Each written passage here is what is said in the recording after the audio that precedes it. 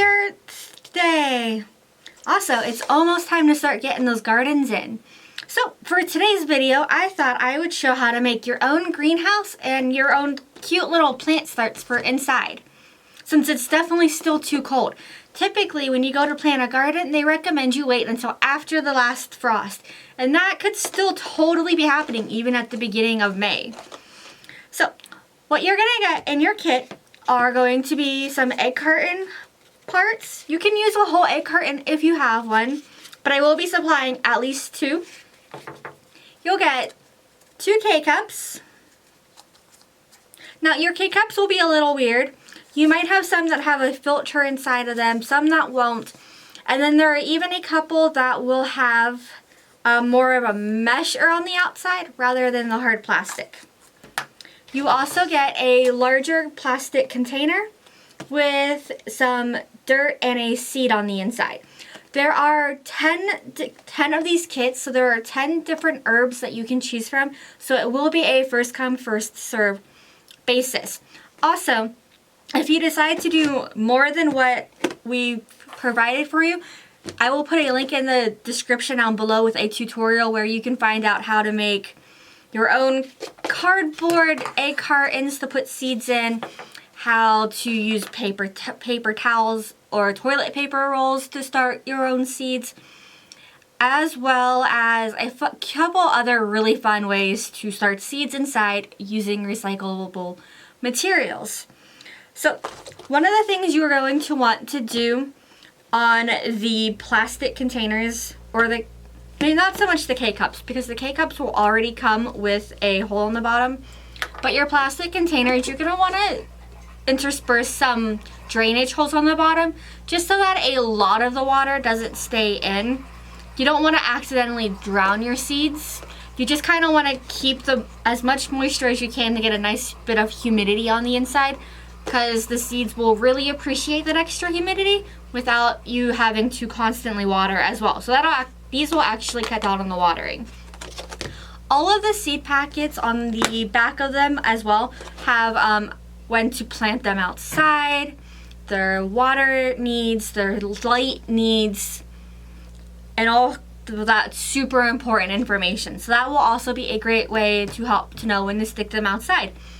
Or you can keep your herbs inside all year by just putting them in a house pot plant. So some nice terracotta usually works really well. The moisture gets pulled out of the pot.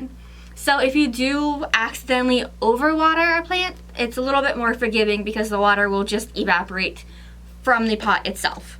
You also always kind of want to, if you do keep these inside, want to make sure the pot has some really good drainage and you stick it in the sunniest spot of your house. Usually, herbs and vegetables and stuff like this will like to get between 6 to 8 hours of light, if not a little bit more.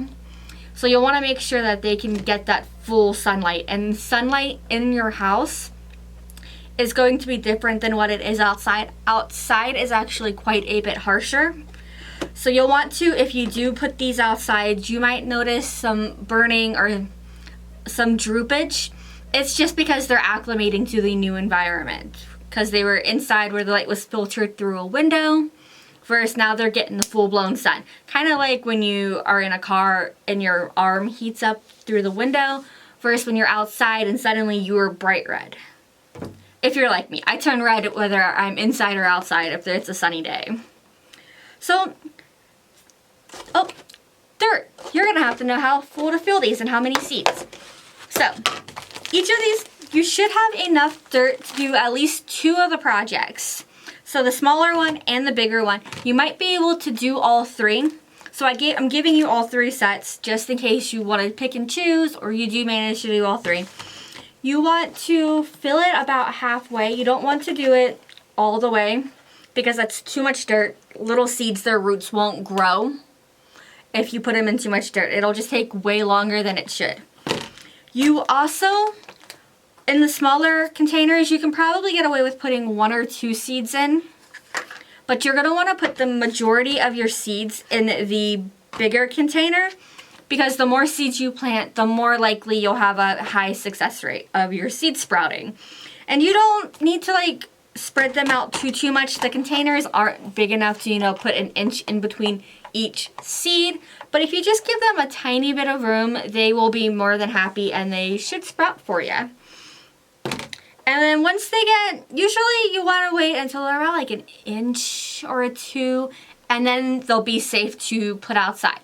Or if you start noticing through some of the containers or the cardboard that it's mushy, or you're starting to see roots poking through, that might be a good time to transplant it to a pot or outside in the garden.